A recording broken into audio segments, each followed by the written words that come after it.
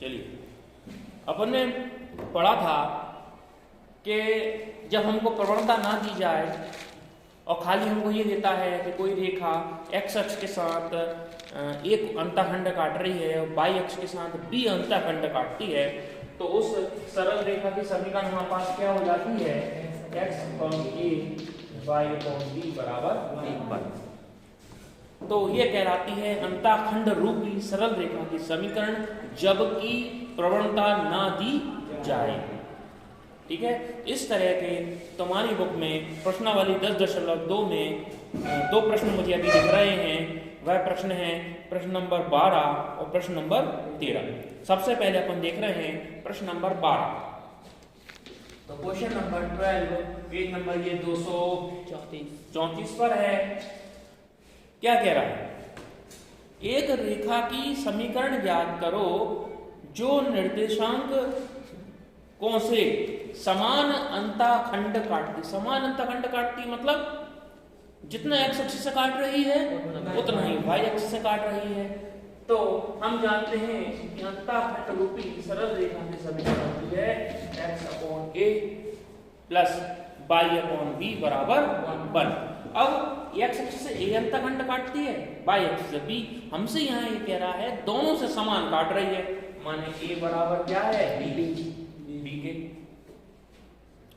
a बराबर क्या है, b के। तो हम क्या करें, उठा के a बराबर b रख दो, है ना, या b बराबर a रख देंगे। तो हमारे पास क्या हो गया सरल रेखा का समीकरण, x upon a y upon b a बराबर 1। क्यों, क्योंकि दोनों अंतःखंड समान ही है। हमने समीकरण को हल करा, एलसीएम क्या आ गया, a तिरक गुणा करा तो क्या हो गया, x प्लस y बराबर a। ये तो हमारा सूत्र था, इसको समीकरण 1 दे दो, ये हमारा आ गया समीकरण नंबर 2। क्लियर, यहां तक कोई समस्या? उसने हमसे कहा था कि x और y अक्ष पर समान अंतःखंड काटती। समान अंतःखंड काटती मतलब जितना a पर काट रही है उतना b पर, तो उतना ही y पर, है ना। जितना x अक्ष पर काट रही है अंतःखंड उतना ही y अक्ष पर। तो माने जो a और b हमारे पास हैं वो दोनों कैसे हैं, समान है, बराबर है। तो हमने a बराबर का मान लिया b, मतलब ये दोनों कैसे हैं, आपस में बराबर है। जो बराबर में हमने किसी भी एक का ही मान रख दिया, तो हमने यहाँ b की जगह a रख दिया है, क्योंकि b और a बराबर है। तो हमने फिर एलसीएम लिया, तो ये आ गया x plus y upon a equal to 1। हमने तिरक गुणा करके x plus y equal to a समीकरण निकाल लिया। आगे हमसे क्या कह रहा है, और ये रेखा, जो रेखा है बिंदु कितने से होकर जा रही है, बिंदु 2, 3 से होकर जाती है। बिंदु होकर जा रही है 2, 3 से। तो बिंदु हमको दे दिया उसने 2, 3 से। अब ये रेखा जा रही है से समीकरण 2 को गुजारने पर। अब समीकरण नंबर 2 को हम किस बिंदु से गुजारते हैं, 2, 3 से। अर्थात समीकरण नंबर 2 में x के स्थान पर कितना रखते हैं, 2, और y के स्थान पर कितना रखते हैं, 3। ठीक है, तब तो उस बिंदु से होकर गुजरेगी। तो हमने रखा तो 2 धन 3 बराबर a। a का मान कितना आ गया, तो जी a का मान 5 आया है, और a और b कैसे हैं, समान है। तो जी काय का मान भी आ गया, ये b हो गए। तो हमसे क्या कह रहा है, सरल रेखा की समीकरण बताइए। तो हम a और b के मान ले जाके कहाँ रखते हैं, समीकरण नंबर 1 में जो अपना सूत्र था, है ना। a और b के मान आ गए, a का मान आ गया, और a हमसे क्या कह रहा था, बराबर है b के। तो हमने a और b के मान उठा के समीकरण नंबर 1 में रखे। समीकरण नंबर 1 क्या कहती है, x अपॉन a माने x upon 5 y upon b माने y अपॉन 5 इक्वल टू 1। तो हम एलसीएम ले लेंगे, एलसीएम आ जाएगा 5, फिर त्रिक गुणा कर देंगे, हमारे पास आ जाएगा x प्लस वाई बराबर 5। ये आ गया answer.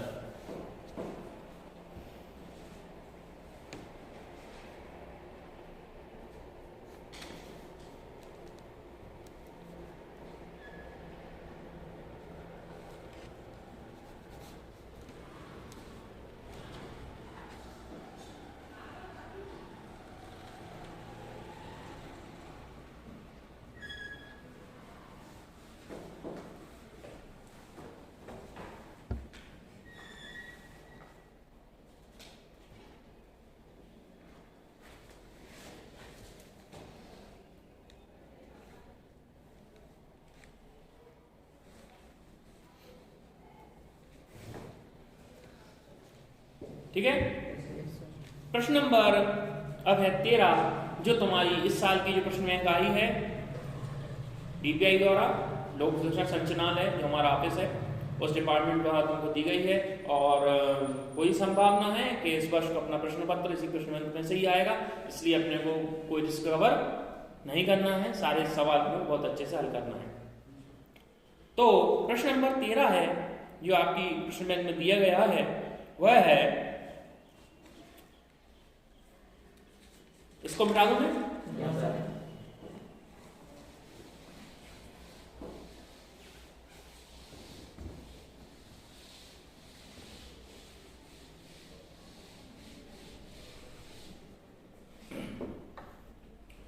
Question number 13 page number वही 234 पर है, प्रश्नावली है 10.2। तो प्रश्न है बिंदु 2-2 से जाने वाली, हमारे वहां बिंदु 2-3 दिए थे, यहाँ बिंदु से दे दिया 2-2 समान दे दी। बिंदु 2-2 से होकर जाने वाली रेखा की समीकरण बताइए जिसके द्वारा अक्षों से काटे गए अंतःखंडों का योग कितना है? 9 है। तो सबसे पहले तो हम अपनी सरल रेखा की समीकरण, तो अंतःखंड वाली बात कर रहा है, तो हमने उठा के सबसे पहले हमारी सरल रेखा की समीकरण लिख ली, यही कहलाती है अंतःखंड रूपी सरल रेखा की समीकरण।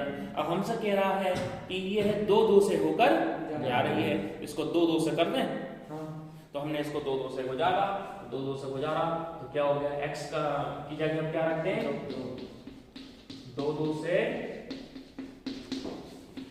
होकर जाती है, तो ये बिंदु आ गया जिससे होकर सरल रेखा 1 जा रही है, तो हमने x की जगह भी 2 रख दो, y की जगह 2 रखा, एलसीएम ले ले, एलसीएम आ गया AB 13 गुणा करा तो 2B + 2A = 1, फिर इसका गुणा 13 गुणा 1 में कर दिया, AB का गुणा 1 में, तो ये आ गया 2A + 2B = AB, ये आ गया समीकरण नंबर 2।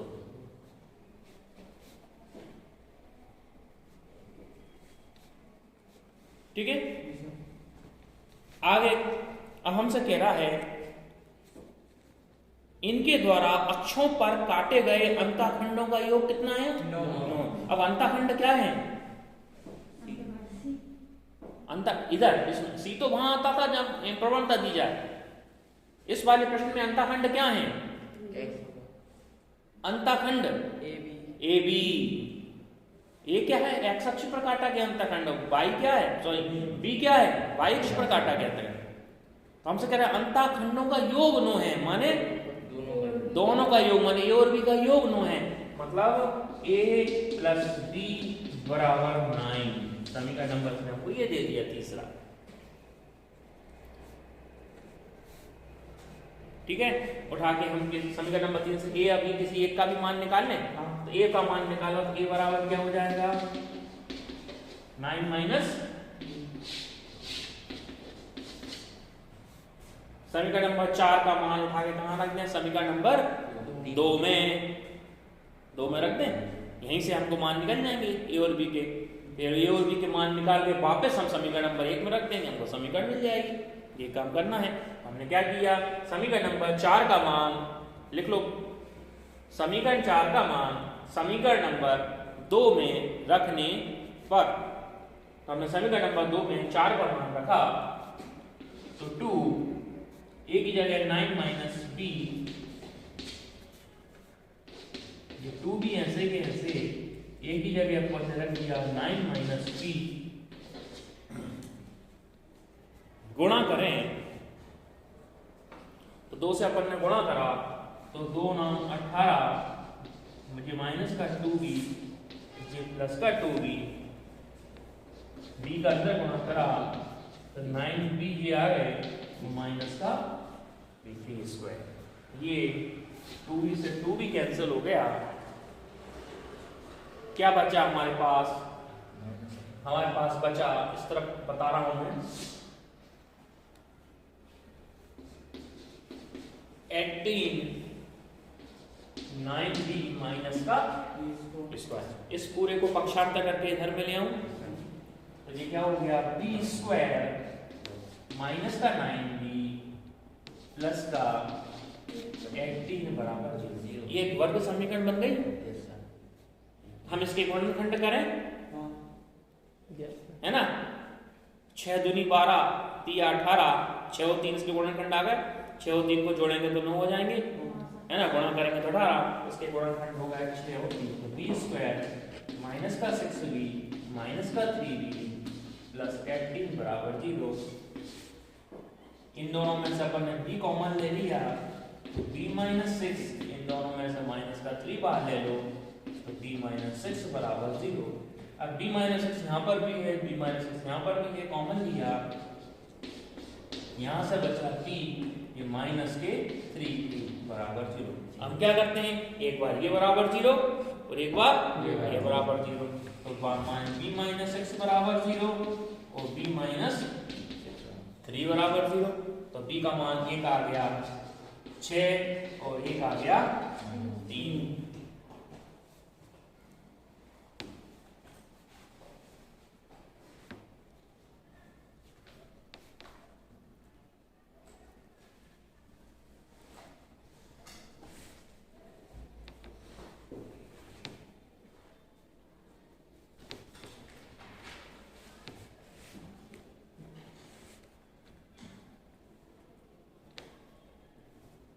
क्या करेंगे अपन, b के मान एक एक करके लेंगे। सबसे पहले हम लेंगे b का मान 6, समीकरण नंबर 4 में हम b का मान रखकर a का मान निकाल लेंगे, तो a और b दोनों के मान आ जाएंगे। फिर a और b भी दोनों के मान निकाल कर हम समीकरण नंबर 1 में रख देंगे, तो पहली रेखा की समीकरण आ गई। अब फिर हम b बराबर कितना लेंगे, 3, फिर a का मान निकालेंगे, a और b के मान फिर मिल गए हमको, उठा के फिर हम समीकरण नंबर 1 में रख देंगे तो हमको दूसरी समीकरण मिल गई। ठीक है, करें अपन आगे फिर इसको।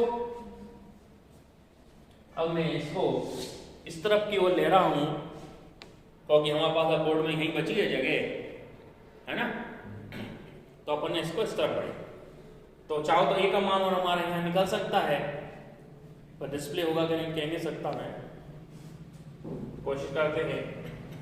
सबसे पहले हम क्या ले रहे हैं, b का मान 6, तो b का मान अपन 6 लेके चले, b का मान हम रख रहे हैं समीकरण नंबर 4 में।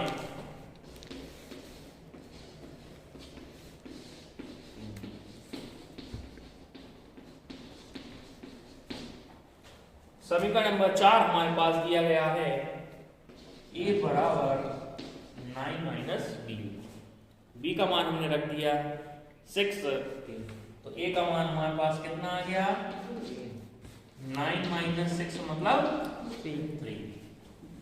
ठीक है, तो हमारे पास मान मिल गए हैं, a का मान 3 और b का मान 6 आ गए, और भी दोनों के मान, ये दोनों के मान था क्या, समीकरण नंबर 1 में रखने पर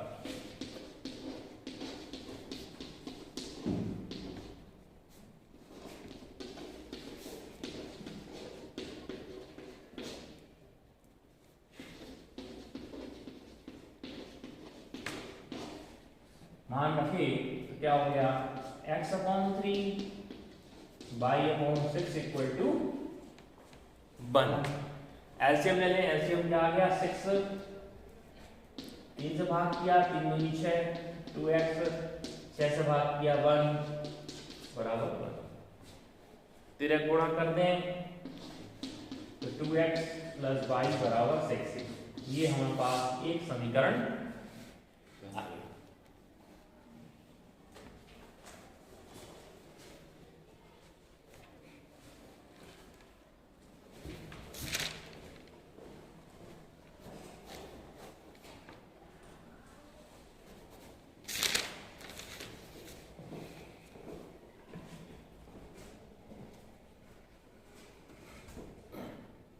ठीक है, अब हमारे पास b का मान 1 था 3, b बराबर 3 पर समीकरण 4 में हमने फिर मान रखा, तो a का मान हमको कितना मिल जाएगा, a बराबर है 9 माइनस b, हमने b का मान रख दिया 3, है ना, तो a का मान आ गया 6, ए का मान अब 6 आ गया। तो ए और बी के मान उठा के फिर समीकरण नंबर 1 में रखी हमने, तो समीकरण 1 से हमको क्या मिल गया, x/6 y/3 इक्वल टू 1। फिर वही एलसीएम लिया है ना, एलसीएम जाएगा 6 का 6 में डिवाइड किया, एक बार गया भाग, एक का x में गुणा करा, x 3 से भाग किया, 6 में 2 बार गया, प्लस के 2y बराबर 1। ठीक है, फिर तेरे गुणा कर दिया, x प्लस 2y बराबर 6। ये हमको सरल रेखा की समीकरण मिल गई है। तो ये हमारी अंतःखंड रूपी सरल रेखा हल हुई है। इसमें जो भी प्रॉब्लम हो इनको एक बार जरूर हल करके देख लेना, क्योंकि इस तरह का सवाल जरूर आता है।